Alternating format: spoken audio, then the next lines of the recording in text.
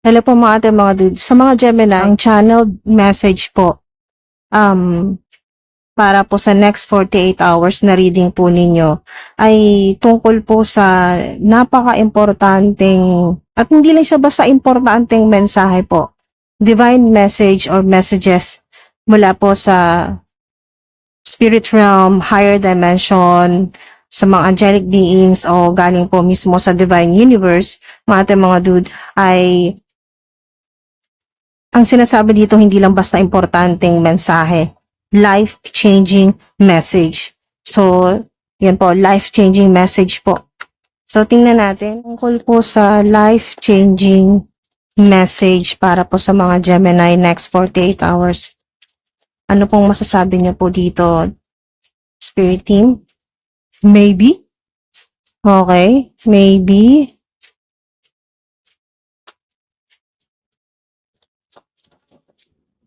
Yes. Okay, tumalo na to. Maybe yes. Maybe yes. O confirmation na itong yes. Yes. Soon. Okay? Soon.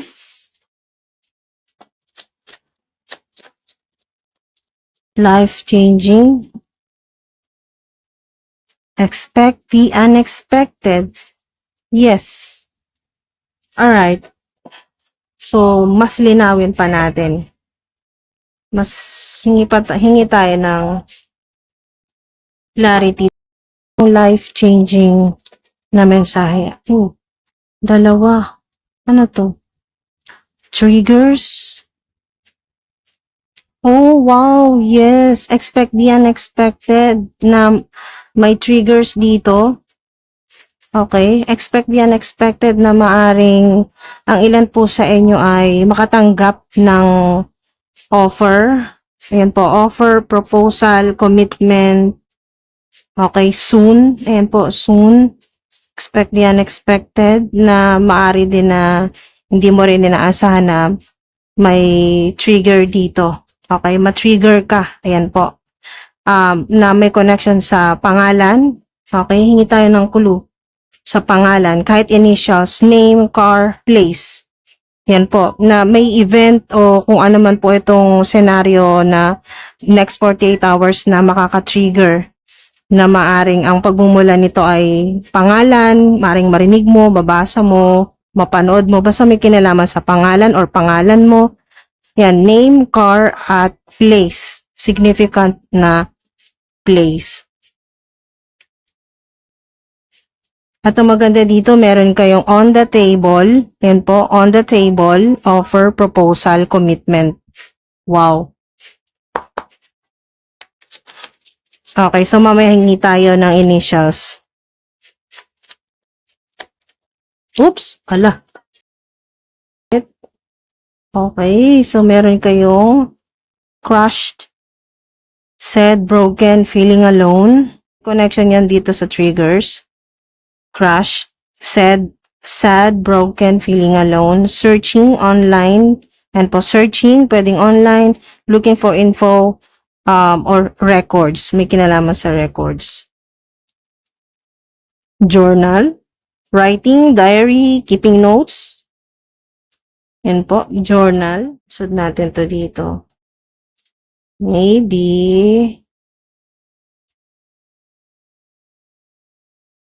Hingi tayo ng initials. Initials. Okay.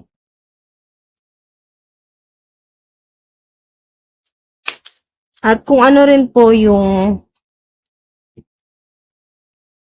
life-changing na mensahe.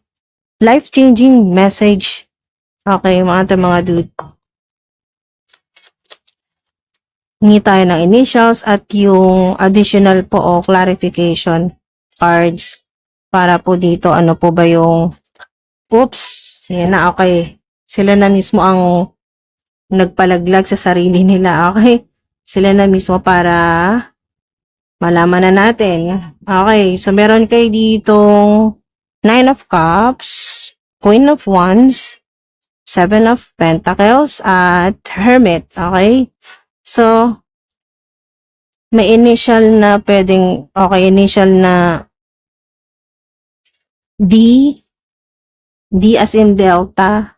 Okay? Ano po masasabi po ninyo, Spirit Team, sa life-changing? It could be extraordinary. O talaga kasi hindi basta-basta itong mensahe na to. Life-changing message. It could be extraordinary. Save your energy. Next 48 hours, save nyo po yung energy po ninyo. Okay, consider it an opportunity. Ito nga yun. Ito yun. Soon. Yes, yan. Okay. Offer, proposal, commitment. Ito yung opportunity. So, synchronize din kahit sa Book of Answers. Ganon din po yung mensahe. So, yung life-changing na mensahe dito ay talagang ito yung wish fulfillment. Magpapabago sa buhay po ninyo na ganito. Yung buhay po ninyo ay sad, broken, yan po. Sad, broken, feeling alone. Lalo na meron kayong hermit dito, so maaring matagal na kayong mag-isa. Okay, maaring may mga kasama kayo pero parang mag-isa lang kayong umaharap sa mga challenges, ganyan po. Hermit. Pero meron sa inyong may mga interesado sa inyo or maring ito yung ginagawa po ninyo online kasi talagang hinahanap. Parang hinahanap ka online, looking for info tungkol sa iyo or mga detalye tungkol sa personal info, records, yan po. Or maring ikaw ito may hinahanap kang records.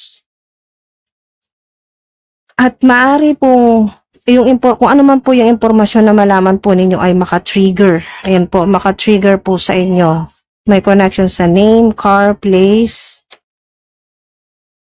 Ito pong Queen of Wands at Nine of Cups ay confirmation po dito sa may matatanggap ka talaga. Yes. Queen of Wands, Nine of Cups, yung offer, yan po, malaking opportunity, proposal, commitment. Commitment naman po kung kayo po ay nagmamanifest naman ng romantic partnership, yan po, commitment. So may kinalaman din sa kung ano man po yung manifestation po ninyo, yung or sa mga panaginip, yan.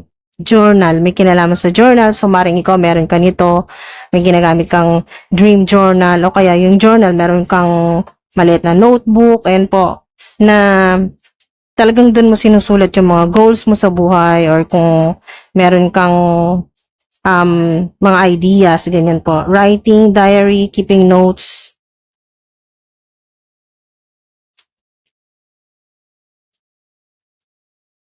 May kinalaman din maaari sa ginagawa po ninyo sa kasalukuyan na online or online business, yan po.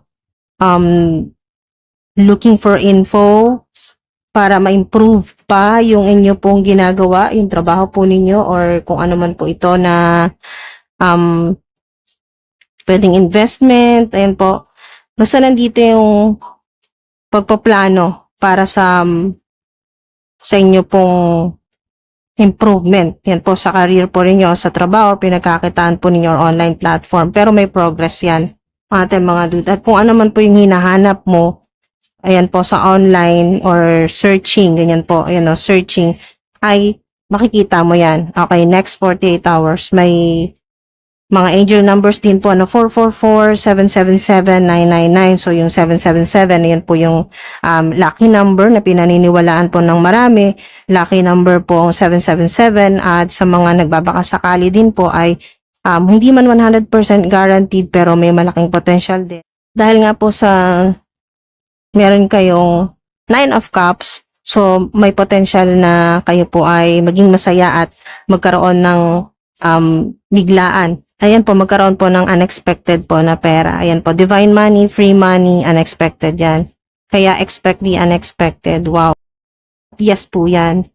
Okay, mga dude. So, maring ito yung energy mo sa ngayon, maybe. Maybe maring ito yung vibrational energy mo sa ngayon na hindi ka sigurado sa mga decision mo, yun po, sa kung ano yung mga naiisip mo or kung ano yung nakikita mo dito po sa reading po ninyo, parang maybe. Yan po yung energy mo na hindi ka ganun ka convince, yan po dito po sa reading po ninyo, pero yan po mga dude, hindi mo ine-expect, kaya expect the unexpected kasi hindi mo talaga inaasahan na may life-changing na epekto or impact ito pong mensahe sa inyo. Maring hindi agad-agad, okay, pero maring hindi nyo po agad makita yung value ng mensahe sa inyo dito sa video na to, pero magkakaroon ka ng clarity. Kung ano man yung hinahanap mo or records man yan or proof or signs, synchronicities, lahat yan mga dude. Pero expect the unexpected na maaring sa paghahanap mo ay meron ka ring ma-encounter na makaka-trigger. Yan po para kayo ay maging malungkot. Yan po. May connection sa name, car, place. Okay.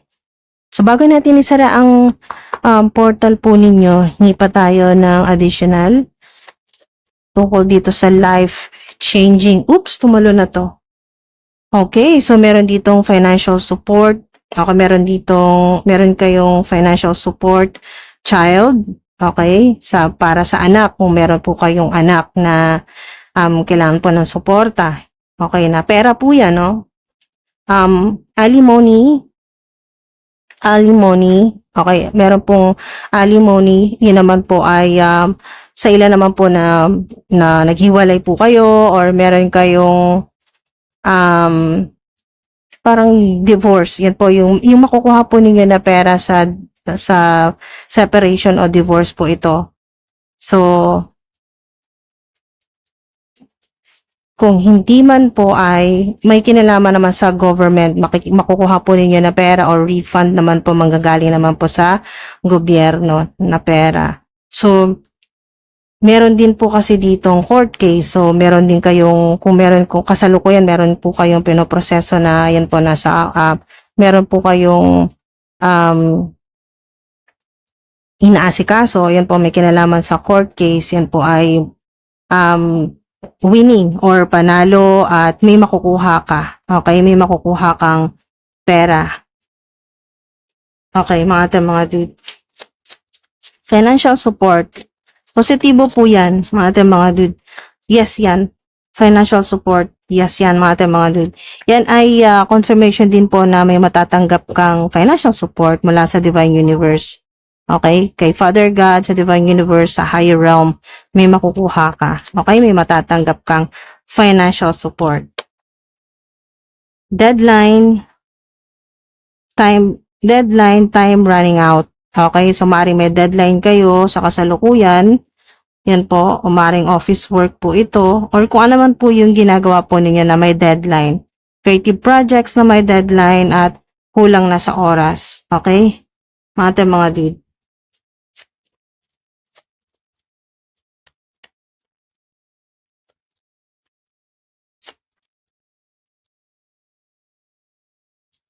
Pero yes yan. Yes, makakaabot ka sa deadline. Okay? Makakaabot ka. Huwag kang mag-alala. At ito po yun, yung final card para ngayong, para po dito sa video po ninyo. Family, blood ties, inner cycle. Yan po, blood ties. Meron dito na mas magiging close na kayo ng papa mo, ng daddy mo, or father figure. Or mas magiging close po yung pamilya or extended family. Pero mas malakas dito yung mga kadugo talaga, blood ties or kamag-anak, yan po, or may kinalaman sa bloodline po ninyo, mga dude. Maari din po na yung sinasabing life-changing na mensahe dito ay kung ano man pong mga karmic cycle, kasi napaka-karmic po ng energy na may triggers, may sad, broken, feeling alone, crush, na parang durug na durug ka, or minsan sa buhay mo naranasan mong nadurog ka talaga ng sobra, na parang ang hirap ng makabangon. Yan, may kinalaman sa blood ties or sa bloodline talaga. Karmic. Okay. Generational curse. So, maring ito yun. Sa ilan na dumadaan sa shadow work or nakakaranas po ng shadow work na talagang madadaanan mo tong ganitong parte sa buhay mo na talagang crush, durug ka, may mga triggers, may toxicity, yan po mga dude, meron kang mga hindi nakikita, ayan, lies, betrayals, deceit, ganyan po. Mga deceitful na tao sa paligid mo, hindi nagsasabi ng totoo, yung parang ikaw na lang laging huling nakakaalam ng totoo. Mga dude. So, kung ano man po ito na generational curse ay malapit na. Kasi, time running out, malapit nang matapos. Okay? Soon. Maring ito yun. Sinasabi dito na soon. Malapit nang matapos. Kasi, nasa 9 na kayo, 9 of Cups. Almost na po itong completion eh. So, konting-konti na lang. Konting-konti na lang. Kaya huwag kayong magpatalo sa mga triggers. Huwag kayong magpatalo sa mga negative energy. Ayun po, negative people. BS. Yan po, kung ano man po yan. Mga dude, konti na lang. Huwag kayong susuko. Okay? Huwag kayong susuko kahit na kayo ay talagang pakiramdam ninyo ay wasak na wasak na. Kumbaga parang ang hirap ng ibalik yung dati or kung ano man po ito na happiness. Yan po. Pero huwag kang mag-alala. May happiness yan. Lalo na kung may happiness, lalo na kung may connection sa pamilya. Yan po, blood ties. Yes yan. Mga dude. Okay? So, masakit. Talagang next 48 hours, maaring matrigger ka ulit. Maaring ito na yon, life-changing na mensahe na magpapabago sa pananaw mo sa buhay, sa mga desisyon mo, magpapabago sa takbo na sitwasyon mo. Yan po, mga dude, yung cycle, may kinalaman sa inner cycle or inner conflict. So, mga dude, maaring hindi pa ganon kalinaw sa inyo, pero sa mga talagang magre-resonate sa reading na to, umpisa pa lang malinaw na para sa iyo, na sa iyo talaga tong malinaw na alam mong ikaw ang kinakausap, alam mong ikaw ang kinakausap ng spirit team ko para sa iyo tong mensahe na to, mga dude. Hindi madali yung ganito pong maraming karmic cycle na nadaanan, na napagtagumpayan, at hanggang ngayon ay napakadali mong pumitik. Kumbaga madali kang matrigger dahil nga sa mga sa lahat-lahat ng mga kadahilanan at mga taong nakabasag sa'yo. Ayun po, nakawasak sa'yo, crushed, nakadurog. Lahat ng kung ano man tong ginawa sa'yo na durug ka mula sa past. Kaya kahit ngayon na medyo okay ka na, nakaka-move on ka na, ay hindi maiwasan na may mga triggers. Yan po.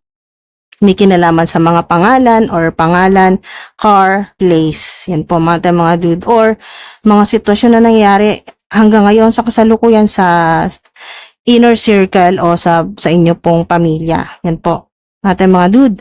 Maraming salamat po, at sana po patuloy po ninyong subaybayan ang mga videos na i-upload ko. Maraming salamat po sa suporta. Ingat po kayo palagi mga dude.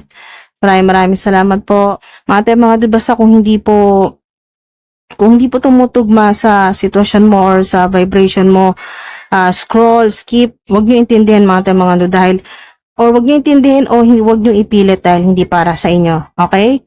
Ganun lang po yun kasimple. Maraming salamat po. Ingat po palagi. Thank you po.